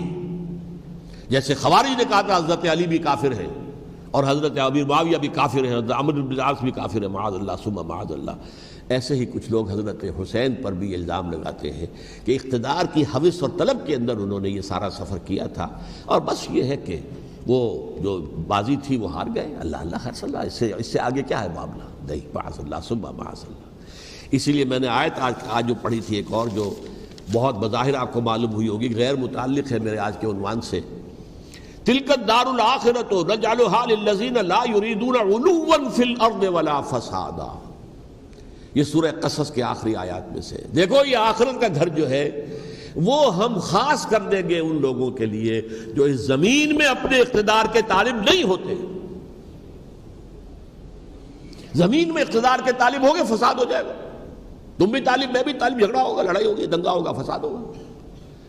تلک الدار الآخرۃ نجعلھا للذین لا یریدون علوا فی الارض ولا فسادا. جو لوگ زمین میں اپنے اقتدار کے طالب اور اس کے نتیجے میں فساد پیدا کرنے والے نہیں ہیں، ان کے لیے ہم نے آخرت کا گھر خاص کیا ہے. والعاقبۃ للمتقین، اور عاقبت جو ہے، انجام کار، آخرت جو ہے وہ تو متقیوں کے لیے ہے. اسی میں آئیں گے سب صحابہ کرام، خواہ وہ حضرت علی ہے رضی اللہ تعالیٰ عنہ، اور خواہ وہ حضرت امیر معاویہ ہیں، حضرت عثمان ہیں رضی اللہ تعالیٰ عنہما، خواہ حضرت حسن ہیں، حضرت حسین ہیں رضی اللہ تعالیٰ عنہما، خواہ عبداللہ ابن زبیر ہے، خواہ عبداللہ ابن عباس ہے، خواہ عبداللہ ابن عمر ہے رضی اللہ تعالیٰ عنہم اجمعین۔ اس اصول کو سامنے رکھ کر اختلاف آپ کر سکتے ہیں کسی سے بھی، لیکن کسی کی نیت پر حملہ کریں گے تو اصل میں آپ کا ایمان بالرسالت مجروح ہو جائے گا۔ علی کو نبی اکرم صلی اللہ علیہ وسلم نے اپنا نائب بنا کر چھوڑا تھا جب غزوہ تبوک میں جا رہے تھے مدینے میں۔ حضرت علی نے کہا بھی کہ مجھے آپ عورتوں کے ساتھ بٹھا کے جا رہے ہیں۔ فرمایا تمہارا مقام میرے ساتھ وہی ہے جو موسیٰ کے ساتھ ہارون کا تھا۔ ہارون کو چھوڑ کر گئے تھے نا یہودیوں کے پاس جب گئے تھے تورات لینے کے لیے، تو تمہارا وہی مقام ہے میرے ساتھ۔ تو یہ حضرت علی ہیں رضی اللہ، ان کے بارے میں میرا ان کی کیا عظمت میری نگاہ میں۔ تو یہ 3 کتابچے ہیں، مجھے نہیں معلوم تیسرا یہاں ہے یا نہیں ہے، بہرحال آپ لوگوں کو ریکمینڈ کر رہا ہوں کہ ان کا مطالعہ کریں۔ اب یہ کہ آخری بات یہ کہ اصل ہمارے کرنے کا کام کیا ہے۔ دیکھیے کیوں نہیں کیا کسی نے بھی خروج کا معاملہ، وہ میں واضح کر چکا ہوں، بغاوت نہیں کی۔ کیوں؟ ایک تو ریاست اور حکومت میں فرق نہیں تھا، ذرا کھڑا ہو اور وہ باغی قرار پائیں گے، واجب القتل ہو جائیں گے، فتوے کی زد میں آ جائیں گے، یہ معاملہ تھا۔ اور دوسرے یہ کہ عمارت پوری گری نہیں تھی، ایک منزل گری تھی نا۔ آج ہم کہاں کھڑے ہیں؟ پوری عمارت گری ہوئی ہے، نہ شرعی عدالتیں ہیں، نہ شرعی فیصلے ہیں، نہ احکام الہی نافذ ہیں، نہ حدود اور قصاص کے معاملات، کچھ بھی نہیں۔ ہمارا فرض کیا ہے؟ حضرت حسین کی مدح کرتے رہیے، تعریف کرتے رہیے، صحابہ کرام کی مدح کرتے رہیے، مدح صحابہ، اس کے لیے مجلسیں قائم ہو رہی۔ بھائی کر کیا رہے ہو؟ تھے تو آبا وہ تمہارے ہی، مگر تم کیا ہو؟ ہاتھ پر ہاتھ دھرے منتظر فردا ہو۔ تلک امۃ قد خلت لہا ما کسبت ولکم ما کسبتم۔ وہ تو ایک امت تھی جو چلی گئی، اللہ کے ہاں پہنچ گئے۔ جو کچھ انہوں نے کمایا وہ ان کے لیے، تمہارے لیے نہیں ہے۔ تمہارے لیے وہ ہوگا جو تم کماؤ گے۔ ہمارے لیے راستہ اب یہی ہے کہ خلافت راشدہ کے مکمل نظام کو اثر نو قائم کرنے کے لیے منہج انقلاب نبوی کو اختیار کریں۔ میری کتاب اس پر، کیسٹس اس پر، آڈیو کیسٹس، ویڈیو کیسٹس، سی ڈیز، نہ معلوم ڈی وی ڈی، سب کچھ موجود ہے۔ سیرت النبی پر تو میں عرض کر چکا ہوں، فلسفہ سیرت النبی سمجھنا ہے تو میری کتاب پڑھیے، ورنہ سیرت النبی آپ پڑھ لیں گے، واقعات معلوم ہو جائیں گے، فلسفہ سیرت سامنے نہیں آئے گا۔ اس کا آپ مطالعہ کریں گے میری کتاب سے۔ اور دوسرے یہ کہ یہ خلافت قائم کرنے کے لیے جو جد و جہد ہم کر رہے ہیں، تحریک خلافت پاکستان جس کا میں داعی ہوں ادنا سا، وہ تنظیم نہیں ہے، میں اس کا امیر نہیں، وہ ایک تحریک ہے۔